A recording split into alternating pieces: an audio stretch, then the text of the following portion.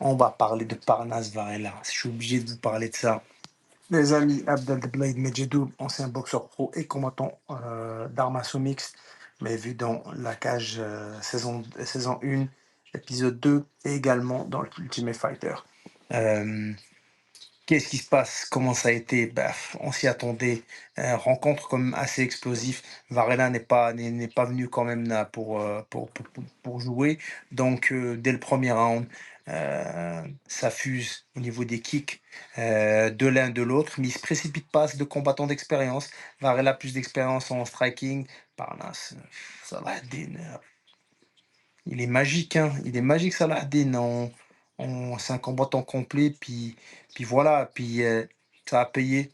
Dès le deuxième round, on a Parnas Saladin en fait, qui lui met une main arrière. Elle était belle celle-là. Parce qu'il a cherché, ça a mis KO Varela. Et ce qui s'est passé, ben voilà.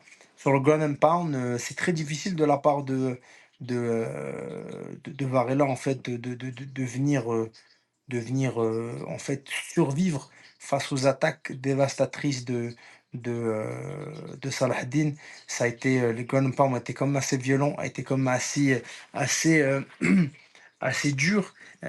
Et voilà, tu vois, donc après, tu fais une montée, tu prends le dos, etc. Tu te retournes, tu fais ce que tu peux. Il aurait fallu beaucoup plus d'expérience pour Varela pouvoir survivre à ça.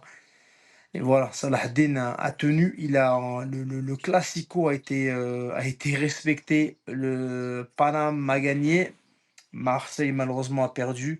On espère que Varela va être remis de ce chaos et va pouvoir revenir très fort. Dans les défaites, on apprend bien. Entre guillemets, maintenant, les amis, n'oubliez pas de liker, de partager.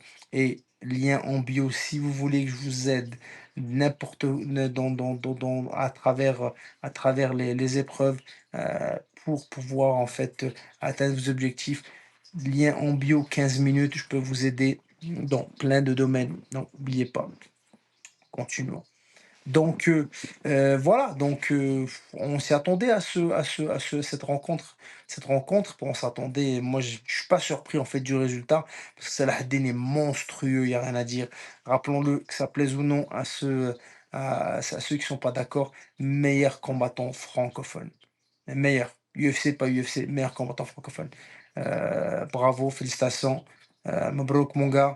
Et en plus, donc là c'est quoi la suite? Ce garçon est tellement polyvalent qu'il peut faire de tout, peut faire de tout. Et là, de ce que j'ai entendu, en fait, ils sont en train de regarder pour faire des matchs de boxe. Donc, ce garçon-là, c'est super. Donc, il peut faire ce qu'il veut. Et Salah-Eddin, t'as pas besoin de signer à l'UFC. C'est pas parce que t'es à l'UFC que t'es pas l'un des meilleurs au monde.